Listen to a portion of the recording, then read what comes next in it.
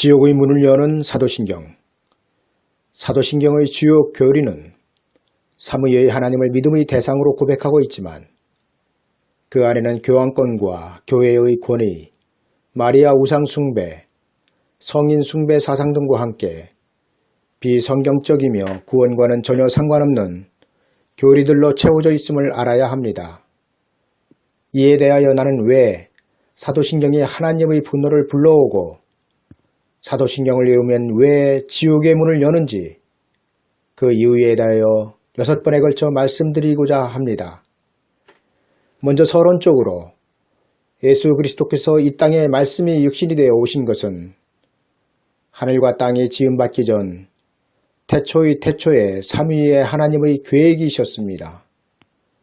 예수 그리스도께서 사람의 몸을 입고 오신 그 이유는 창조 이후에 일어난 아담의 범죄로 인함이 아니라 아담의 범죄 이전에 예수 그리스도는 아담의 모양과 형상으로 이 땅에 오시기로 이미 작정이 되어 있었다는 말씀입니다. 하나님 아버지께서 그 아들을 세상에 보내심은 세상에서 택한 자들이 그 아들의 이름을 통하여 그들의 죄에서 구원을 얻게 하시기 위함이었으며 이것은 땅에서의 원함이 아니라 하늘에서의 원함으로 하나님의 영원하신 계획 가운데 은혜로 이루어진 것입니다. 믿음의 조상 아브라함을 갈대아 우르에서 불러내실 때에도 사람의 간구나 소망으로 이루어진 것이 아니라 하나님의 은혜였습니다.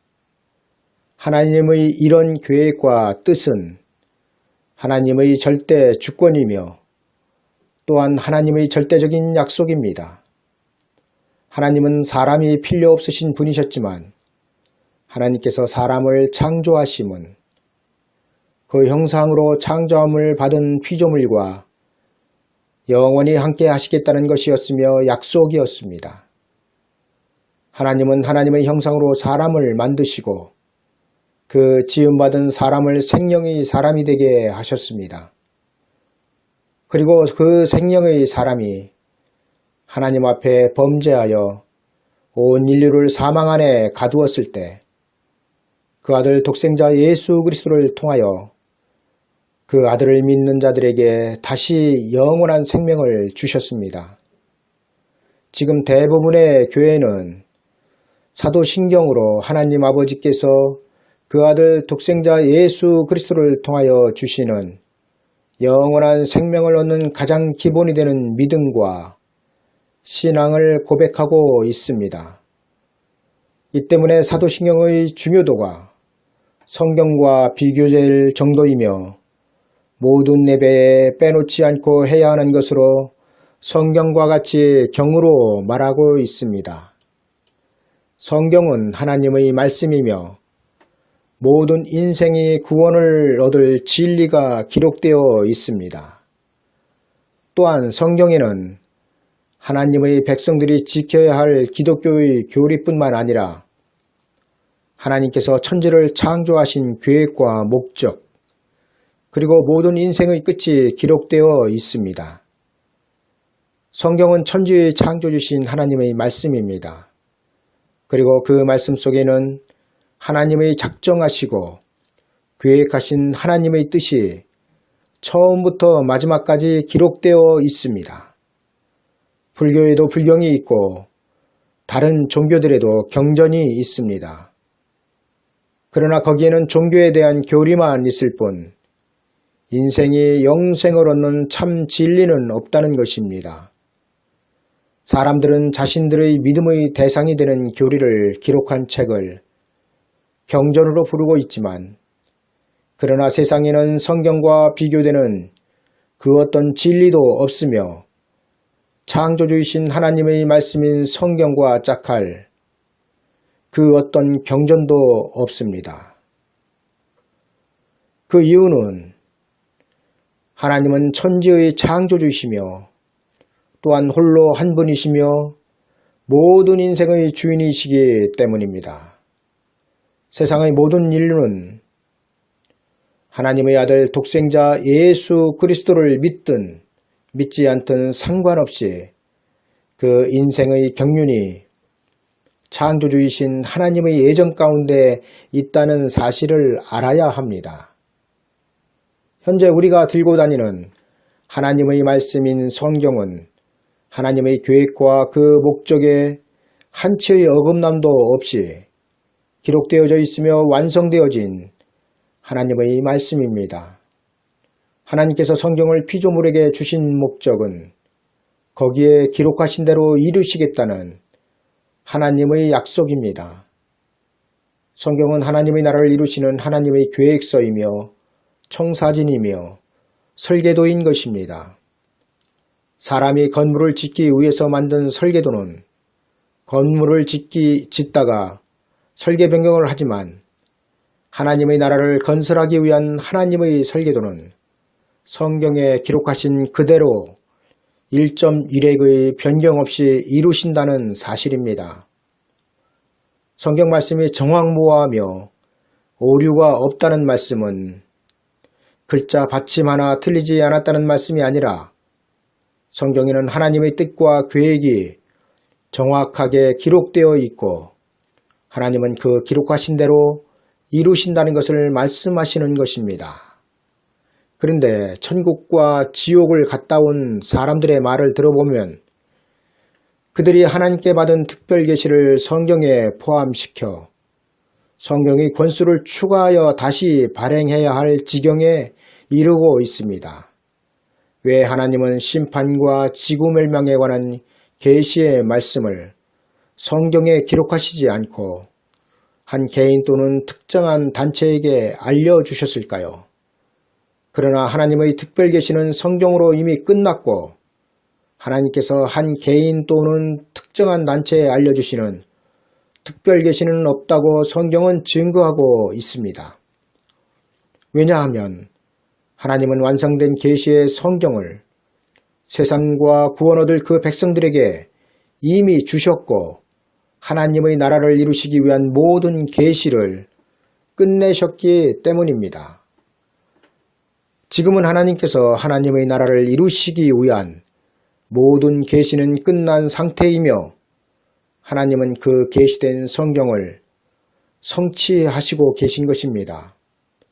성경은 하나님의 말씀이며 구원 얻을 모든 인생들이 알 수 있게 그 뜻을 정확무하게 나타내고 있습니다.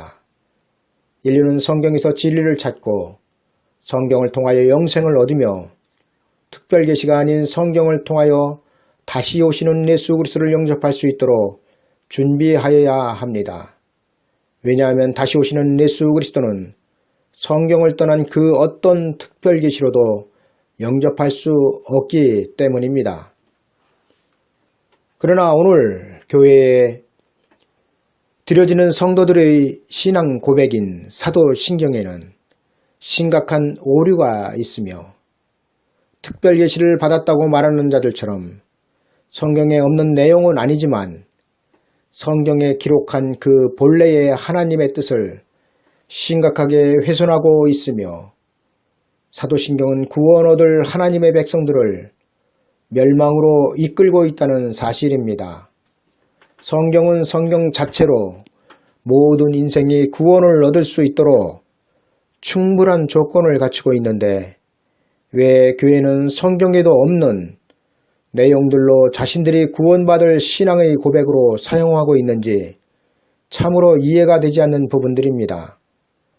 아무리 사도신경이 초대교회에 나타난 이단들을 반박하기 위해 만들어졌다 하여도 성경에 기록되지 않은 것들로 오늘날까지 자신들이 구원받을 신앙 고백으로 사용한다는 것은 이해하기 힘든 일들입니다.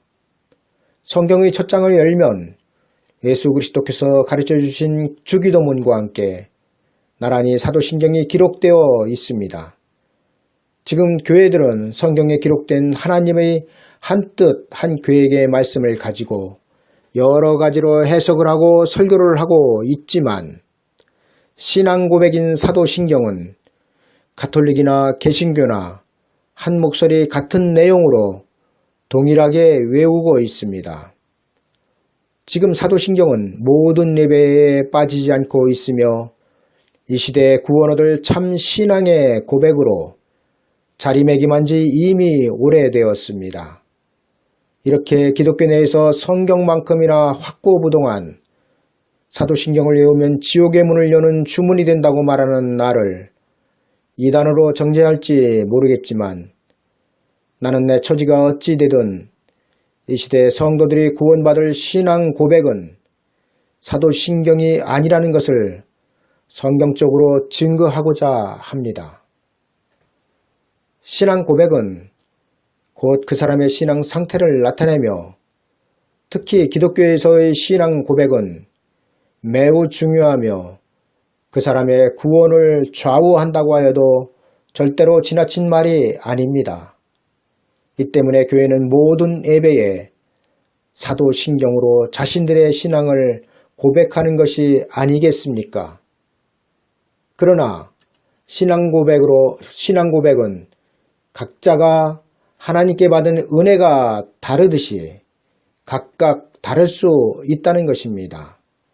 예를 들어 베드로는 주는 그리스도시요 살아계신 하나님의 아들이시니다로 고백하였지만 예수님의 부활하신 육체의 못자국과 창자국을 손으로 만져 확인한 도마는 나의 주시며 나의 하나님이시니다로 고백하였습니다. 그리고 마르다는 요한복음 11장 27절에서 이같이 자기의 신앙을 고백하고 있습니다. 주는 그리스도시요 세상에 오시는 하나님의 아들이신 줄 내가 믿나이다.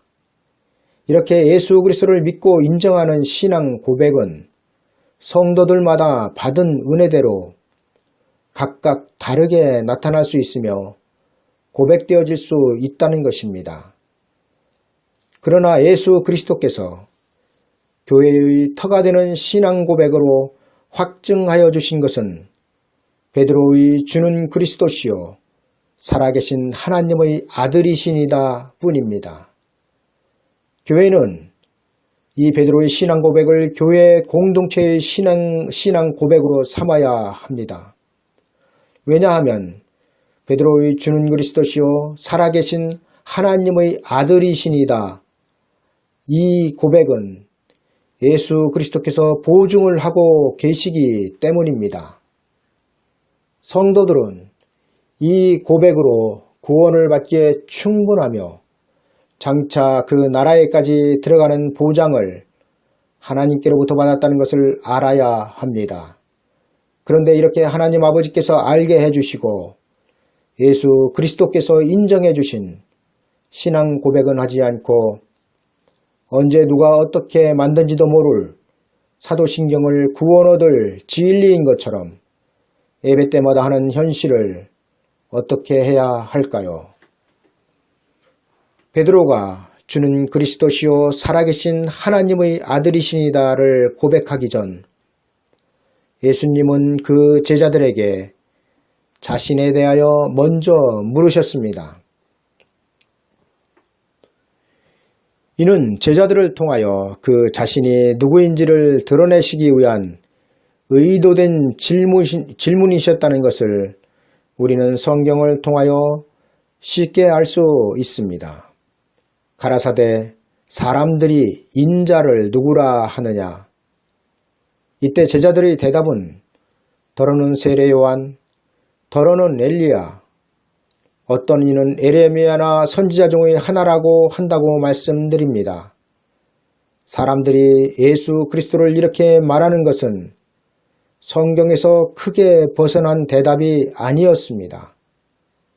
그러나 제자들의 말을 들으신 예수님은 다시 물으십니다. 그렇다면 너희들은 나를 누구라 하느냐? 예수 그리스도께서 그 제자들에게 다시 물으심은 사람들은 나를 그렇게 생각하지만 나를 따르는 너희는 나를 누구라 하느냐는 것입니다. 다시 말씀드리면 너희들은 너희 신앙의 대상인 나를 누구로 알고 있느냐는 것입니다. 이 무렵에 베드로가 주는 그리스도시요 살아계신 하나님의 아들이시니다로 답을 한 것입니다. 베드로의 입을 통하여 증거된 예수 그리스도께 대한 고백은 피조물이 그 나라에 들어가기까지 계속되어야 할 신앙 고백인 것입니다. 베드로의 고백은 사람들이 예수님께 대하여 말하는 내용과는 분명하게 다른 신앙의 고백이었습니다. 사람들은 예수님을 선지자 중에 하나라고 말하였지만 베드로는 선지자를 넘어 하나님께서 세상에 보내신 하나님의 아들이라고 말한 것입니다. 예수님께서 제자들에게 다시 물으신 것은 사람들은 나를 선지자 중의 하나라고 생각하지만 너희는 나를 누구라 하느냐고 다시 물으신 것입니다. 세상 사람들은 지금도 예수 그리스도를 4대 성인 중에 한 명으로 말합니다. 세상 사람들은 예수 그리스도를 인정하되 성인으로 인정을 할 뿐 하나님으로 인정을 하지 않는다는 것입니다. 그러나 예수 그리스도는 피조물과 비교될 수 없는 창조주이십니다. 예수님은 베드로의 주는 그리스도시요 살아계신 하나님의 아들이시니다 이 고백 후에 교회를 세우셨습니다. 그리고 천국의 열쇠를 그에게 주셨습니다. 마태복음 16장 17절 이하에는 베드로의 대답을 들으신 예수님께서 이렇게 말씀하고 있습니다. 예수님께서 대답하여 이르시되 바요나 시몬아 내가 복이 있도다. 이를 내게 알게 한 이는 혈육이 아니요 하늘에 계신 내 아버지시니라. 또 내가 내게 이르노니 너는 베드로라. 내가 이 반석 위에 내 교회를 세우리니 음부의 권세가 이기지 못하리라. 내가 천국 열쇠를 네게 주리니 네가 땅에서 무엇이든지 매면 하늘에서도 매일 것이요 내가 땅에서 무엇이든지 풀면 하늘에서도 풀리리라. 예수님은 베드로의 입을 통하여 증거된 주는 그리스도시요 살아계신 하나님의 아들이시니다.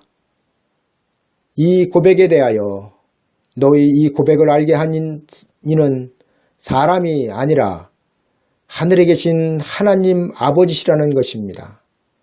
더욱이 놀라운 것은 베드로의 이 고백 위에 내 교회를 세우시겠다는 약속을 하십니다.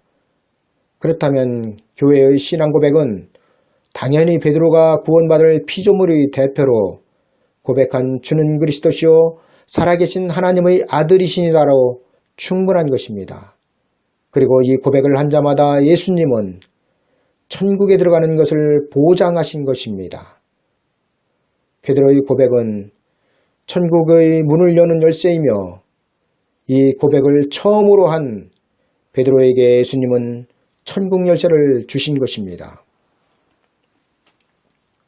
베드로에게 주신 천국 열쇠는 베드로가 천국 문 앞에서 천국으로 들어오는 사람들을 검사하는 사람으로 세움받았다는 것이 아니라 주는 그리스도시요 살아계신 하나님의 아들이시니다라고 고백하는 자마다 천국으로 들어간다는 것을 보증하여 주시는 말씀인 것입니다. 베드로는 제자 중의 제자인 수제자가 아니며 천국 문 앞에서 천국에 들어오는 사람들을 검열하여 문을 열어주는 사람도 아닙니다. 다만 예수님은 그의 고백 후에 교회를 세우시고 베드로와 같은 신앙의 고백을 하는 자마다 천국에 들어가는 보증을 하신다는 것입니다. 그렇다면 교회는 구원 얻을 신앙 고백의 터가 되는 주는 그리스도시요 살아계신 하나님의 아들이시니이다. 이 고백만 하면 되는 것입니다. 왜냐하면 이 고백으로 천국에 가는 보장을 예수 그리스도께서 해주셨기 때문입니다. 여기에 살을 더 붙일 필요도 없고 검증도 되지 않은 사람의 말을 교회 공동체의 신앙 고백으로 할 이유가 없다는 것입니다. 많은 교회들은 천국으로 들어가기 위하여 자기의 신앙을 하나님께 고백하는 믿음의 가장 기초가 되는 것이 사도신경이라고 말들을 합니다. 그리고 그 믿음대로 그들은 사도신경으로 예배를 시작합니다. 그러나 사도신경은 하나님의 아들 독생자 예수 그리스도를 믿는다고 고백하고 있지만 사도신경의 내용을 살펴보면 성경과 하나님의 뜻과 그리고 하나님의 계획과 구원에 대하여 전혀 맞지 않을 뿐만 아니라 하나님의 분노를 일으킬 것들로 가득 차 있다는 사실입니다. 여러분, 사도신경은 천국의 문을 열고 하나님을 인정하는 신앙 고백이 아니라 천국의 문을 닫고 지옥의 문을 여는 신앙 고백임을 알아야 합니다. 나는 사도신경이 단순히 성경에 기록되지 않았기 때문에 하지 말자는 것이 아닙니다. 사도신경 속에는 하나님 아버지께서 그 아들 독생자 예수 그리스도를 통하여 완성하실 구원을 받지 못할 엄청난 오류들이 감춰져 있기 때문입니다. 성도가 반드시 알아야 할 하나님의 아들 독생자 예수 그리스도를 통하여 이루실 구원에는 초림으로 이루어진 구원이 있고 재림으로 이루셔야 할 구원이 아직 남아있다는 사실입니다. 또한 장차 예수 그리스도께서 다시 오실 때의 구원은 초림의 구원과 차원이 다르며 목적이 다르며 구원의 결과가 다르다는 사실입니다.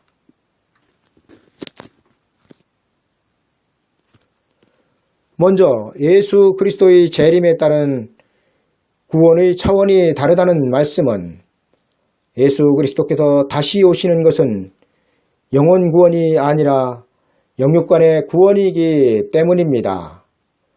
다시 말씀드리면 다시 오시는 예수 그리스도는 죽은 자를 구원하시는 것이 아니라 살아있는 자를 구원하시며 죄인을 구원하시는 것이 아니라 죄와 상관이 없는 자들을 구원하러 오신다는 것입니다.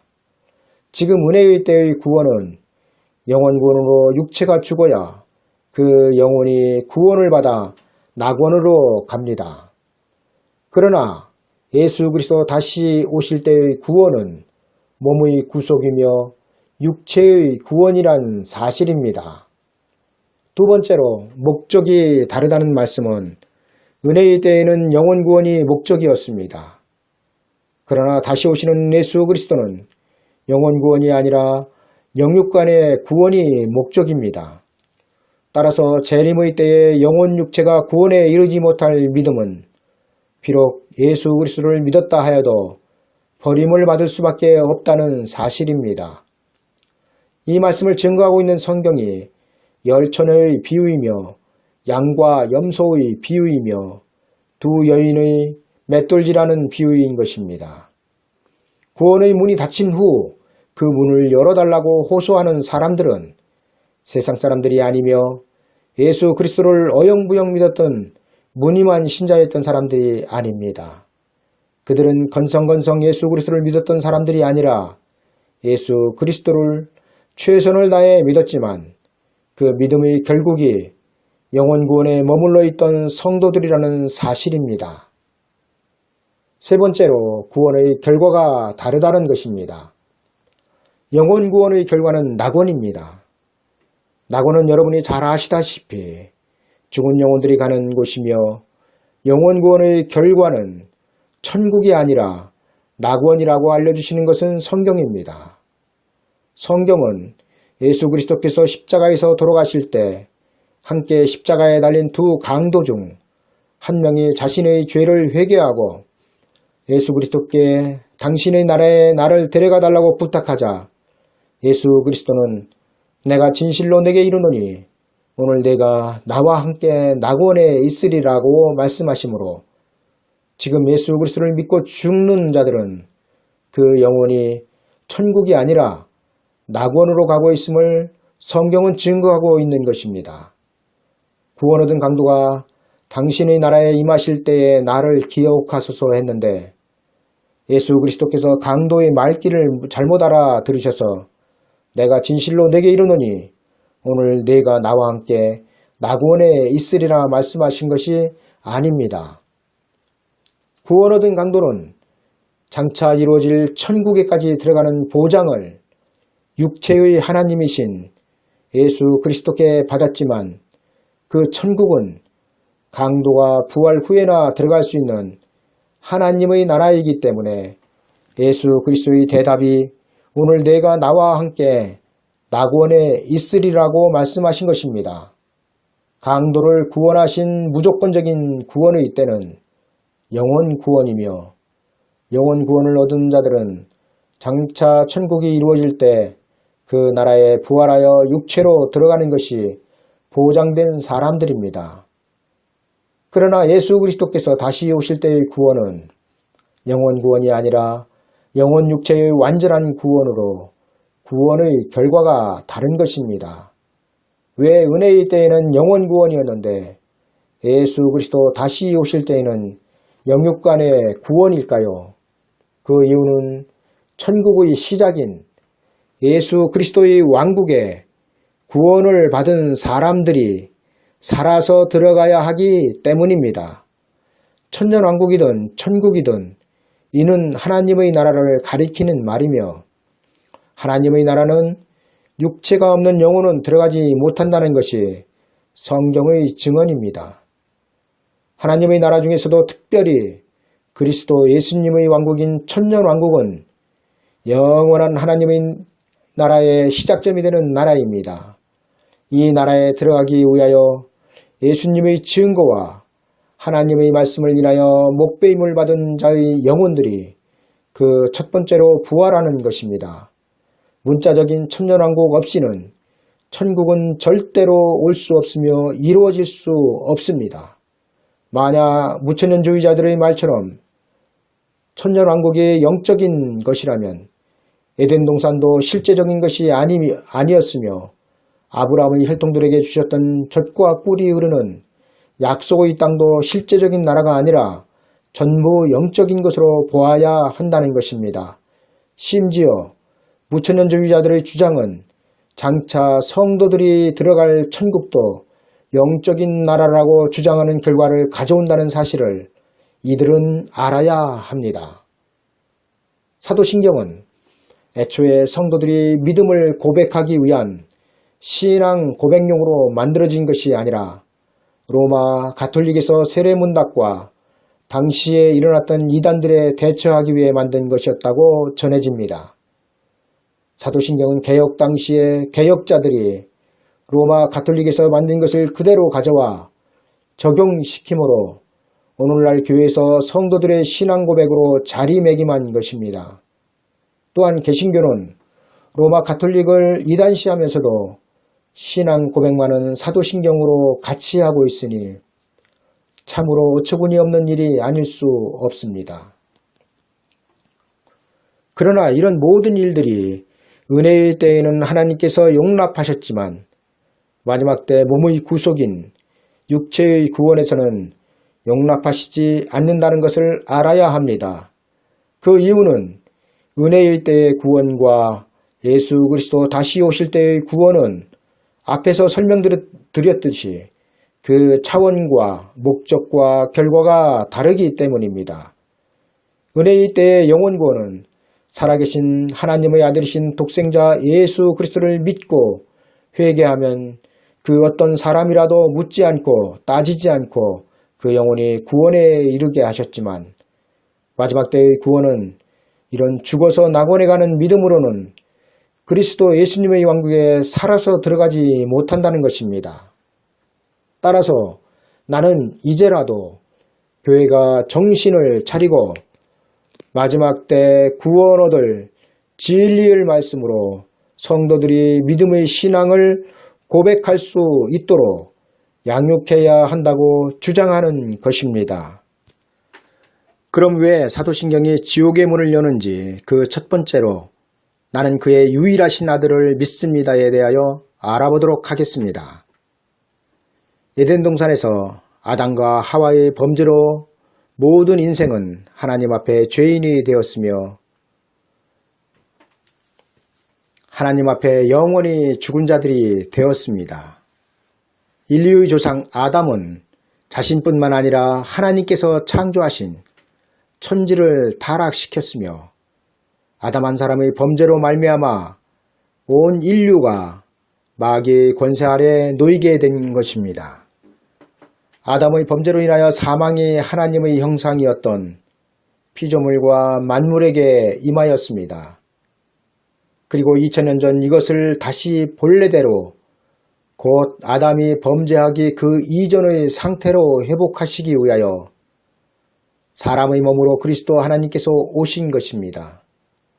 예수 그리스도는 육체를 가지신 육체의 하나님이시며 에덴 동산에서는 보이지 않고 만질 수 없었던 하나님이 유대 땅 베들레헴에 2000년 전에 오신 것입니다. 그런데 왜 삼위의 하나님 중 그리스도 하나님께서 예수님의 몸으로 오셨을까요? 아버지 하나님께서 오실 수도 아니면 성령 하나님께서 오실 수도 있었을 텐데 왜 그리스도 하나님께서 오셨냐는 것입니다. 여기에 대하여 여러분들은 생각해 보셨는지 모르지만 성도라면 이에 대하여 깊이 생각할 필요성이 있다고 저는 생각합니다. 왜냐하면 그래야 비로소 신이신 하나님께 왜 아들이 필요하셨으며 왜 사람의 눈과 손으로 보고 만질 수 없었던 하나님께서 사람의 모양과 형상으로 오셨는지를 알 수 있기 때문입니다. 남녀가 만나 사랑하게 되면 결혼을 하게 되고 결혼을 하게 되면 아이가 둘 사이에서 태어납니다. 부부에게서 태어난 아이는 부부의 유전자를 갖고 태어납니다. 그래서 아이는 부모를 닮는 것이지요.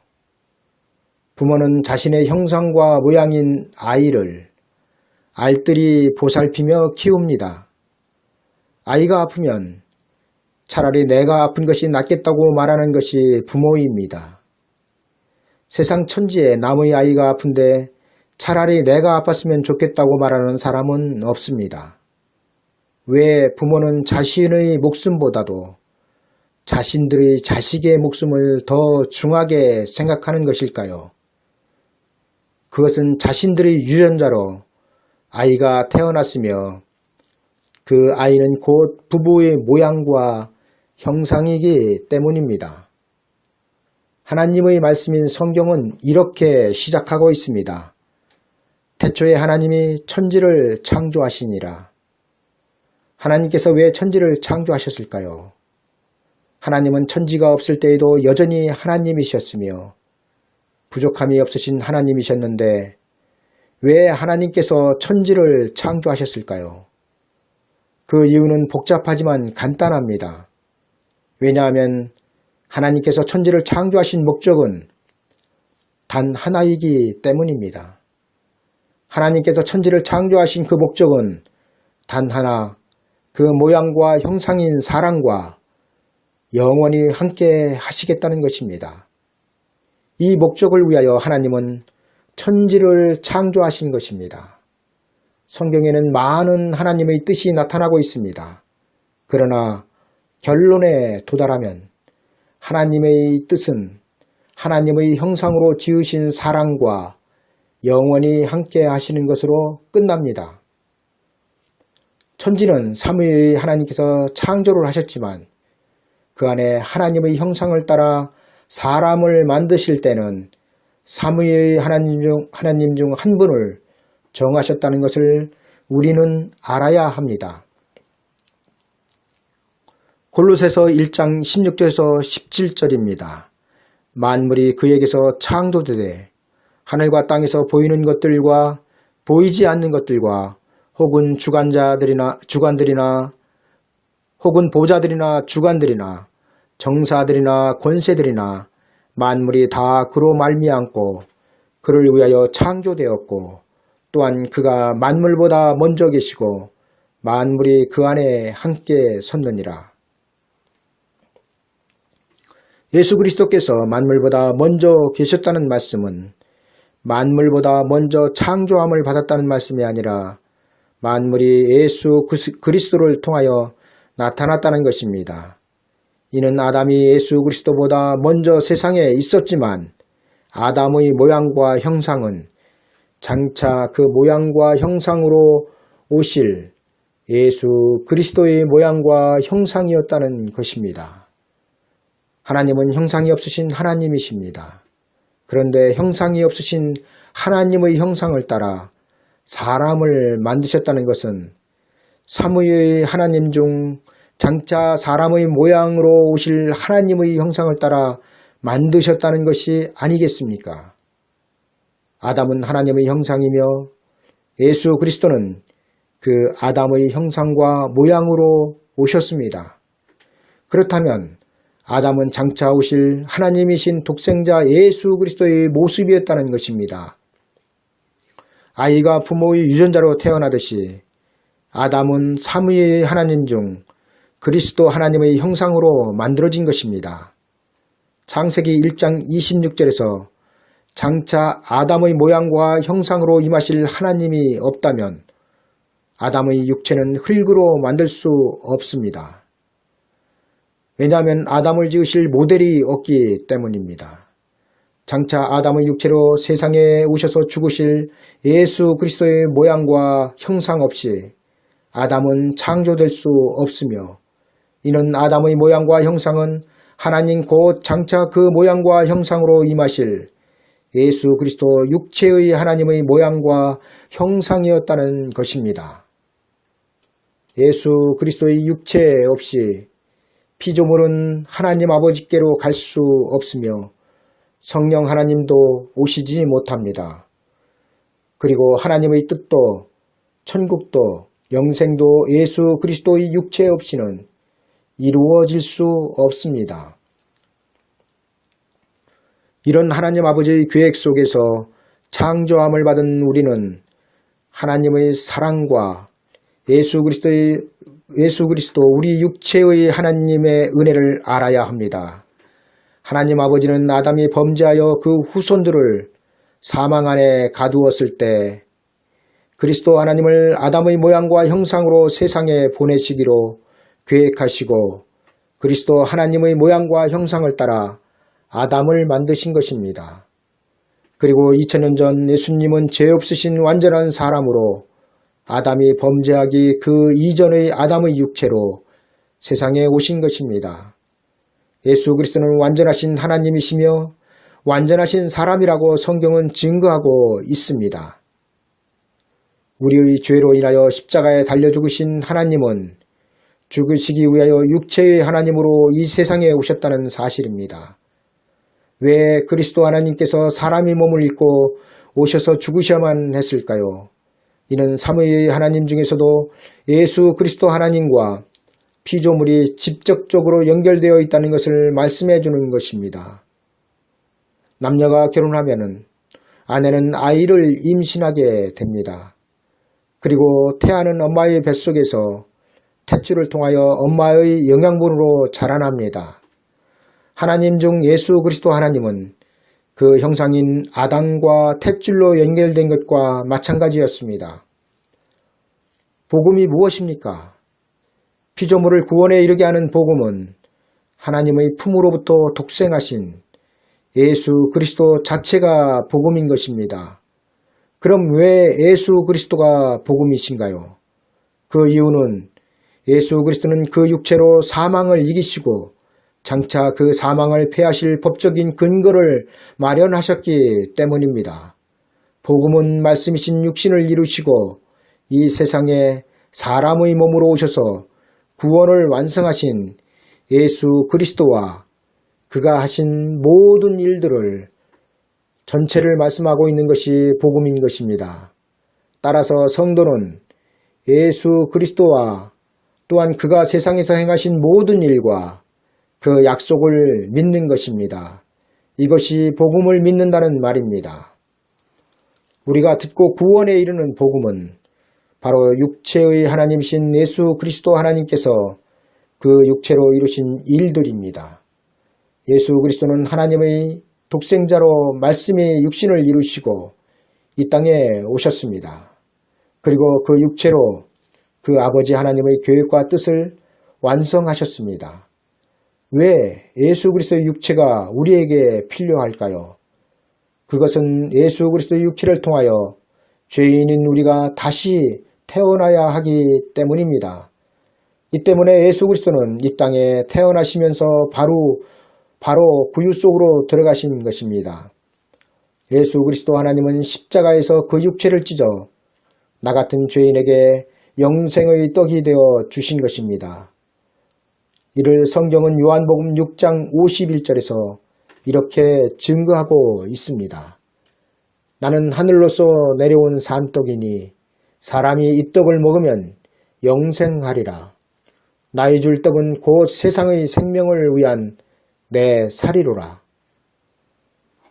하나님은 피조물들에게 예수 그리스도의 육체 없이는 구원 자체를 이룰 수 없도록 태초의 태초부터 계획을 세우시고 천지를 창조하신 것입니다. 이 때문에 2000년 전 예수 그리스도께서 사람의 모양과 형상으로 이 세상에 오신 것입니다. 부부 사이에 아이가 태어난 후 아이가 아프면 엄마는 밤새워 그 아이를 지키며 보살핍니다. 그리고 아이가 울면 안타까운 마음에 같이 따라오는 것이 엄마입니다.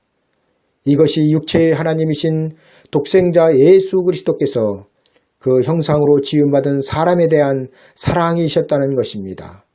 하나님께서 아담과 하와가 에덴 동산에서 범죄하였을 때 아담을 예수 그리스도 하나님의 형상으로 만들지 않으셨다면 범죄한 그들을 죽여버리고 다시 제2의 아담과 하와를 만드실 수도 있었을 것입니다. 그러나 인류의 조상 아담은 하나님이신 독생자 예수 그리스도의 형상이었습니다.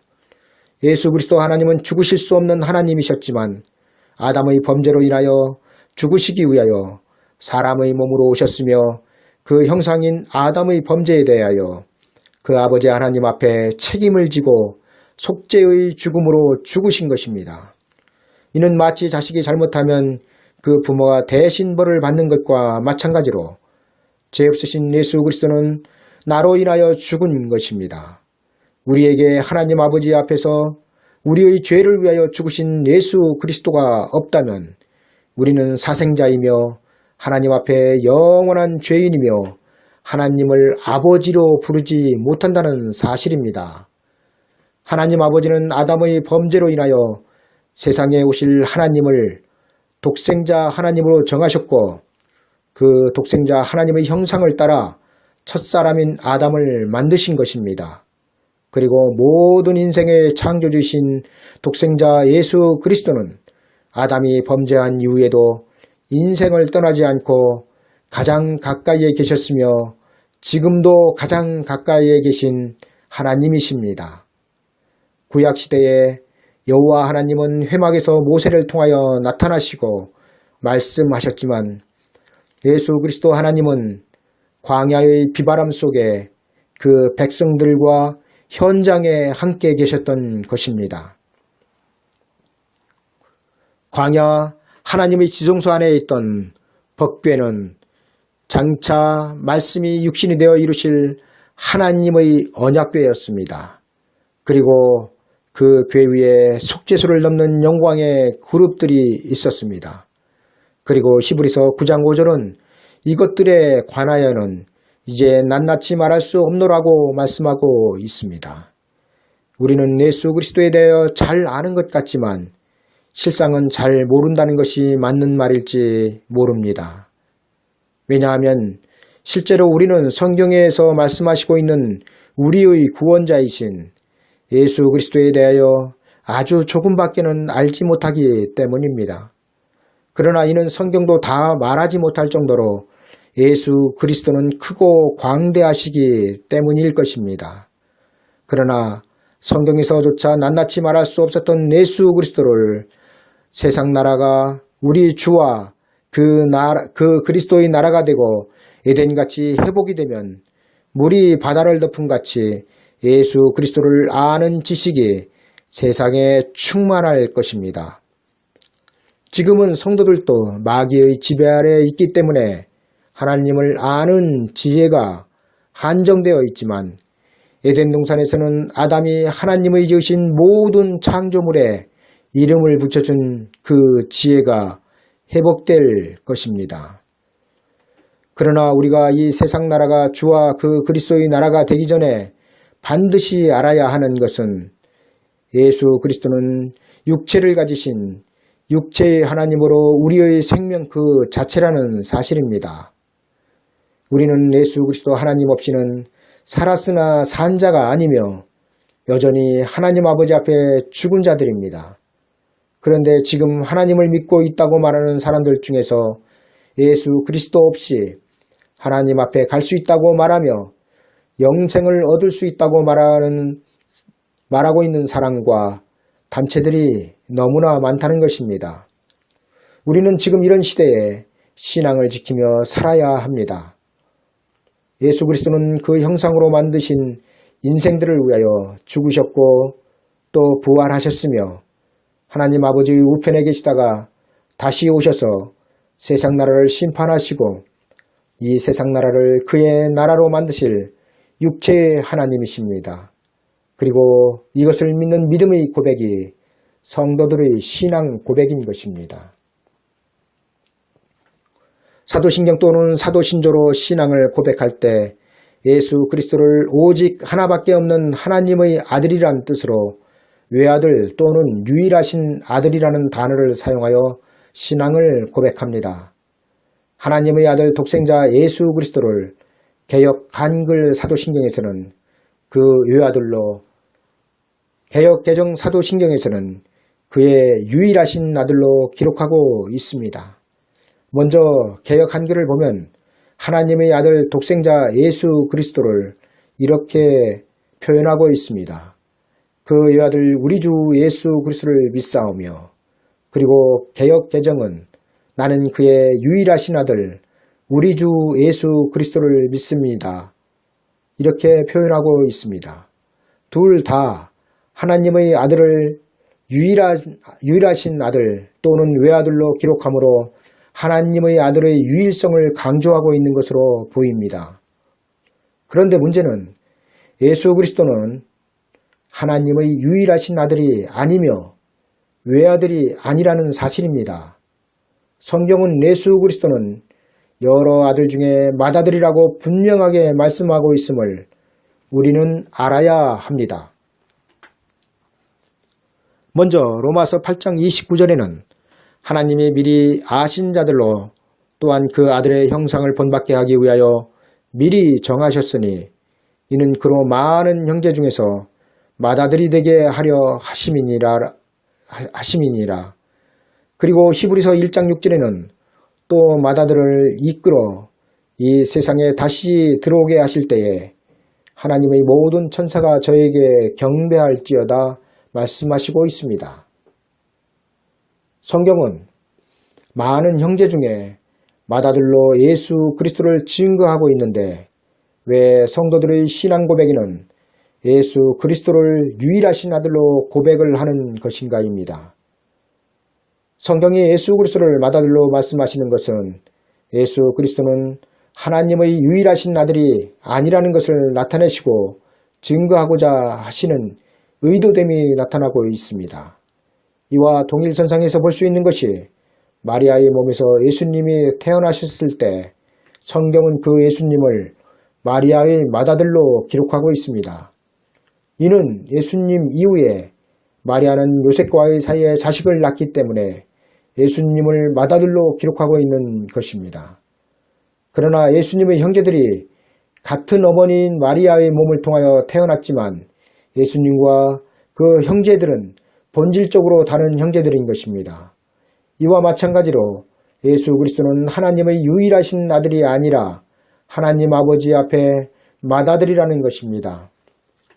왜냐하면 그 맏아들의 이름으로 구원을 얻은 자들도 하나님의 자녀이기 때문입니다. 우리는 예수님과 같이 하나님의 본질적인 아들은 아니지만 분명히 하나님의 아들임에는 틀림없는 사실입니다. 그렇다면 사도신경에서 예수 그리스도를 유일하신 아들로 표현하는 것은 성경과 정면으로 충돌되는 고백일 수밖에 없으며 자기 자신이 그 유일하신 아들이셨던 독생자 예수 그리스도를 통하여 하나님의 아들됨을 부인하는 행위가 되는 것입니다. 우리는 예수 그리스도를 통하여 하나님의 양자의 자격을 얻은 사람들입니다. 예수 그리스도에 오신 목적 중 가장 큰 목적이 바로 이것입니다. 하나님과 원수되고 하나님과 관계없던 우리를 예수 그리스도는 그 육체를 찢어 그 육체로 우리를 하나님과 화목하게 하셨고 우리에게 하나님의 자녀가 되는 자격을 주신 것입니다. 그런데 하나님의 아들은 유일하다고 말한다면 예수 그리스도의 육체의 죽음을 헛되게 만드는 것이 아니고 무엇이겠습니까? 예수 그리스도의 육체의 죽으심은 모든 피조물의 죄사함은 물론 그 이름을 믿는 자들에게 하나님의 자녀로 하나님의 호적에 올리시기 위함이었습니다. 그런데 나는 하나님의 아들이 아니고 하나님의 유일하신 아들은 오직 예수 그리스도 뿐입니다 라고 사도신경은 말하고 있는 것입니다. 이는 하나님의 계획과 예수 그리스도께서 왜 하나님의 아들이 되셨는지를 알지 못하는 것이며 예수 그리스도의 육체의 죽으심에 대하여 심히 모독하는 것이며 하나님을 거역하는 것이 되는 것입니다. 사도신경의 나는 그의 유일하신 아들 우리 주 예수 그리스도를 믿습니다는 곧 예수 그리스도의 이름으로 구원받은 나는 하나님의 자녀가 아닙니다 스스로 말하고 있다는 것입니다. 나는 그의 유일하신 아들 우리 주 예수 그리스도를 믿습니다가 하나님 앞에 겸손이라고 생각하시나요? 나 같은 죄인이 어떻게 하나님의 아들이신 예수 그리스도와 동등하게 아들이라고 말할 수 있는가? 이런 뜻에서 사도신경의 나는 그의 유일하신 아들 우리 주 예수 그리스도를 믿습니다를 고백하고 계십니까? 그렇다면 당신은 하나님의 자녀가 아니며 하나님을 아버지로 부르지 말아야 합니다. 예수 그리스도와 우리가 형제란 말은 하나님 아버지를 우리도 예수 그리스도와 동일하게 아버지로 부를 수 있다는 뜻입니다. 이것이 바로 아버지가 담고 있는 원래의 뜻입니다. 아버지는 아버지가 아닙니다. 아빠나 아버지나 다 같은 뜻 아닌가요? 바보가 아닌 이상 아빠나 아버지나 다 같은 뜻을 가지고 있는데 동시에 아버지라고 부를 사람이 어디에 있단 말입니까? 만약 자신의 자녀가 그렇게 부르고 있다면 그는 아빠든지 아니면 아버지든지 하나만 불러도 된다고 가르칠 것입니다. 그런데 지금 교회는 하나님을 아버지로 부르라고 가르치고 있습니다. 로마서 8장 15절에서 말씀하시고 있는 아버지는 아버지가 아니라 내 아버지 곧 너희 아버지 내 하나님 곧 너희 하나님이란 뜻입니다. 모든 피조물은 하나님의 자녀가 아니었으며 특히 이방인이었던 우리는 하나님의 이름조차 몰랐던 사람들입니다. 그런 피조물들이 그의 유일하신 아들이셨던 예수 그리스도를 통하여 오직 그만이 아버지로 부르던 하나님을 나의 아버지로 부르고 있으며 또 오직 그만이 부르던 하나님을 나의 하나님으로 찾고 있다는 것입니다. 따라서 아버지는 예수 그리스도만 유일하게 부를 수 있었던 하나님 아버지를 자신의 이름으로 구원받은 성도들에게도 동일하게 내 아버지, 내 하나님으로 부를 수 있는 자격을 부여하셨다는 것을 말씀하고 있는 것입니다. 이 자격을 하나님의 유일하신 아들이셨던 예수 그리스도는 그 육체를 죽여 구원 얻는 모든 피조물들에게 주신 것입니다. 그런데 사도신경에서처럼 그의 아들 우리 주 예수 그리스도를 믿사오며 또는 나는 그의 유일하신 아들 우리 주 예수 그리스도를 믿습니다로 고백한다면 예수 그리스도를 통하여 부여하신 하나님의 자녀에 대한 자격을 무시하며 인정하지 않고 있는 것과 무엇이 다르다는 것입니까? 사도신경에서처럼 나는 그의 유일하신 아들 우리 주 예수 그리스도를 믿습니다로 자기의 믿음을 고백하는 사람들의 끝은 하나님과 그 아들 독생자 예수 그리스도를 믿지 않는 결과를 가져온다는 사실을 알아야 합니다.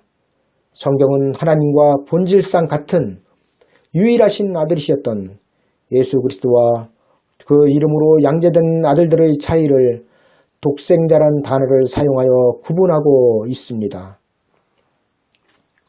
독생자는 외아들, 독자가 아닙니다. 독생자는 오직 예수 그리스도에게만 해당되는 말씀으로 하나님 아버지의 품으로부터 왔다는 뜻입니다. 독생자란 예수 그리스도는 우리와 같은 하나님의 아들이지만 그분은 우리와 같은 하나님의 피조물이 아니라 하나님의 본체로부터 오셨다는 말씀이 독생자란 뜻입니다. 그런데 참으로 어리석게도 독생자나 외아들이나 동일한 뜻이라고 설교하는 목사들이 너무나 많다는 것입니다. 그러나 외아들과 독생자 사이에는 엄청난 차이가 있음을 우리는 알아야 합니다. 외아들의 사전적 의미는 다른 자식이 없이 단 하나뿐인 아들을 말합니다. 그러나 독생자는 아버지 품속에서 이 땅으로 오신 예수 그리스도를 뜻합니다. 독자 또는 외아들은 사람과 사람 사이에 낳은 유일한 아들을 말하지만 독생자는 사람과 사람 사이에 낳은 유일한 아들을 말하는 것이 아닙니다. 독생자는 만들어진 피조물이 아니라 본래부터 있던 하나님을 뜻하며 그 하나님께서 그 아버지의 품을 떠나 이 세상에 사람의 모양으로 오신 것을 독생자라고 성경은 말씀하고 있습니다. 하나님은 하나님께서 보내신 유일하신 아들이셨던 예수 그리스도를 믿는 사람들을 양자 삼아 주셨습니다. 이로 말미암아 양자된 우리는 예수 그리스도를 통하여 하나님의 약속을 받는 언약적 아들이 되었습니다. 언약적 아들은 하나님의 상속자로서 천국의 아들이지만 예수님처럼 그 아버지 하나님과 동일한 본질의 아들이 아니라는 뜻입니다. 즉 로마서에서 말씀하시고 있는 피조물인 양자는 아버지와 본질적 통일성을 가진 부자관계의 아들일 수 없다는 것을 나타내고 있다는 것입니다. 하나님과 본질상 같은 유일하신 아들이셨던 예수 그리스도와 그 이름으로 양자된 아들들의 다름을 나타내는 말이 독생자이며 독생자는 양자된 다른 많은 아들들과 비교하여 예수 그리스도의 유일성과 독특성과 구별됨이 있음을 보여주고 있습니다. 따라서 사도신경의 그 외아들 우리 주 예수 그리스도를 믿사오며 나는 그의 유일하신 아들 우리 주 예수 그리스도를 믿습니다가 아니라 나는 그의 유일하신 독생자 예수 그리스도를 믿습니다로 바뀌어져야 합니다. 그러나 이렇게 바뀐다고 사도신경이 담고 있는 전체적인 문제가 해결되는 것은 아니라는 사실입니다. 성경은 분명하게 하나님의 독생자는 유일하신 예수 그리스도 한 분뿐이시지만 아들은 많다고 말씀하시고 있습니다. 왜 우리가 반드시 하나님의 아들로 인정을 받아야 할까요? 그 이유는 아버지의 기업을 받기 위함입니다. 하나님의 유일하신 아들이셨던 예수 그리스도께서 사람의 몸으로 오셔서 죽으시고 그 육체를 통하여 성도들을 하나님의 자녀로 만드신 것은 그 아버지의 기업을 받게 하시기 위함이었습니다. 성경은 분명하게 자녀가 아니면 상속권이 없다고 말씀하고 있음을 우리는 잘 알고 있습니다. 하나님 아버지의 기업의 상속권은 오직 그의 유일하신 아들이셨던 독생자 예수 그리스도께만 있었습니다. 그러나 하나님은 예수 그리스도의 형상으로 만들어진 사람들에게 그 상속권을 주시기 위하여 그 유일하신 아들이셨던 예수 그리스도를 이 땅에 사람의 모양으로 보내셨던 것입니다. 이로 말미암아 그를 믿는 성도들이 하나님의 자녀가 되었으며 아들들이 된 것입니다. 그런데 예수 그리스도만이 하나님의 외아들 또는 유일하신 아들이라고 말한다면 이는 하나님의 구원의 역사를 전면 부인하는 것이 아니고 무엇이겠는가 말입니다. 히브리서 9장 15절은 예수 그리스도께서는 부르심을 입은 자로 하여금 영원한 기업의 약속을 얻게 하려고 죽으셨다고 분명하게 말씀하고 있습니다. 또 성경은 보라 아버지께서 어떠한 사랑을 우리에게 주사 하나님의 자녀라 일컬음을 얻게 하셨는고 우리가 그러하도다 라고 말씀하고 있습니다. 사도신경에서 하나님의 아들은 유일하게 예수 그리스도밖에 없다고 고백하는 것은 결과적으로 그 아들 독생자 예수 그리스도를 통하여 이루신 하나님 아버지의 뜻과 예수 그리스도께서 십자가에 달려 죽으시고 그 아버지 하나님 앞에 저주받았던 인생들을 하나님 아버지의 자녀로 만들어주신 모든 것들을 부인하고 부정하게 된다는 사실을 알아야 합니다. 우리는 지금 하나님 아버지께서 그 유일하신 아들이셨던 독생자 예수 그리스도를 통하여 부르신 부르심의 소망이 무엇이며 그 기업의 영광이 무엇인지를 깨달아 알 때인 것입니다. 감사합니다.